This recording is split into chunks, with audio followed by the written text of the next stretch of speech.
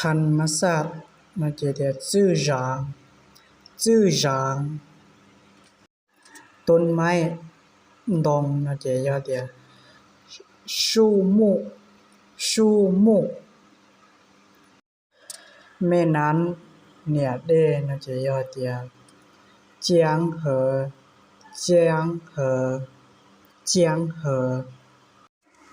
น้ำตกตาเดเจอจ้า那就叫瀑布ทำขอจัว那就说的山洞ดิน那就说的泥土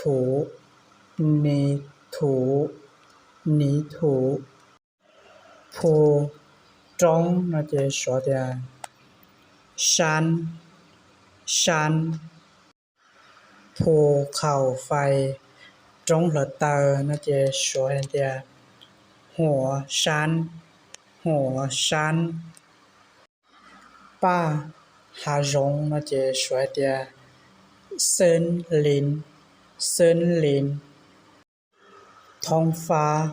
ยันดู那就说的天空ทะเลอย่าได้เห็ดจื้อ那就说的海ลมอย่าจัว那就说的风ทะเลทราย那就อย่าเตี้ยชั่วปัว那就说的沙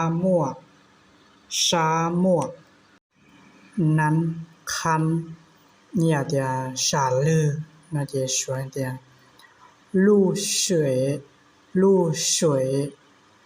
露水ดอกไม้ป่า那就说的花朵ฝนหน้า那就说的雨还有ร้อนหน้า那就说的下雨ไฟอย่ารถเตอ那就说的หัวก้อนหินปอเจ那就说的石头หินย่อย就不知道梦还加了些不知道的หินย่อย那就说的钟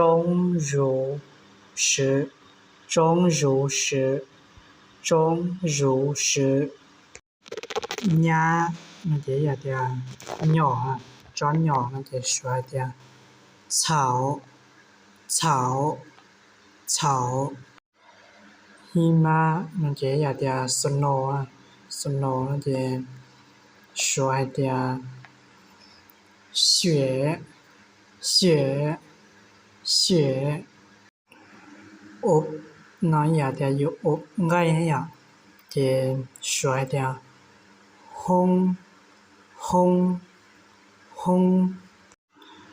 冰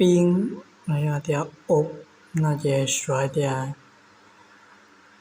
เขา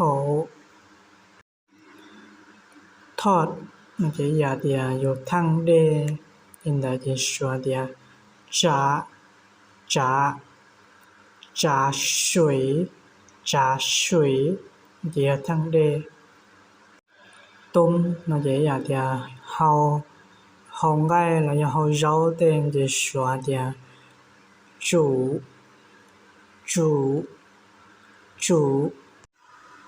เทอย่าเทพื้นแล้วอย่าปัวสิมังอย่าจะ说的เต้าเต้นกินอย่าอ้วนน้อยอย่าอ้วนหมอแล้วอ้วนเจ้าเต้นจะ说的做饭หอน那就อย่าจื้อกา那就说的香เนี่ยเผ็ด那这也的人际那呀也个专辑那这选的啦孙那这的高那这选的酸碗那这的咖喱那这选的甜ขม那这的也那这说的苦ภาษาสันพัด那这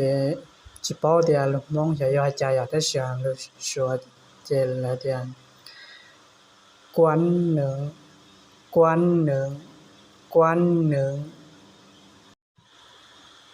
ต้นหอนบวชอย่าเดียดอ那这说的葱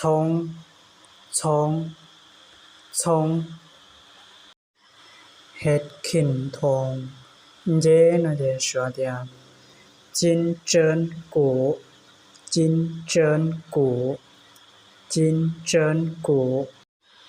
กระเทียมเป้那这说的ส่วนโถหัวหอมใหญ่ดอลล้อ那这说的สิ้นฉุยพนักงานเฮ็ดอาหารจะ说的厨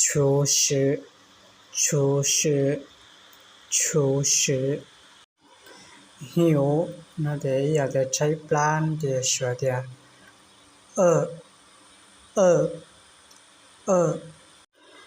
อิ่ม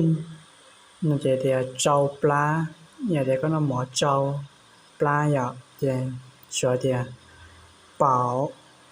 饱我吃饱了ก็ให้นั้นจะเดี๋ยวรู้หูเจ้าเด้นะจะ说的เขอดิด那这的也的用呀用知道香的了这说的生สุด也的写了这说的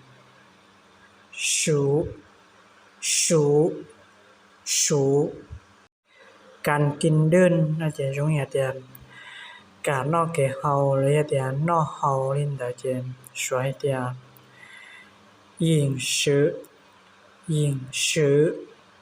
饮食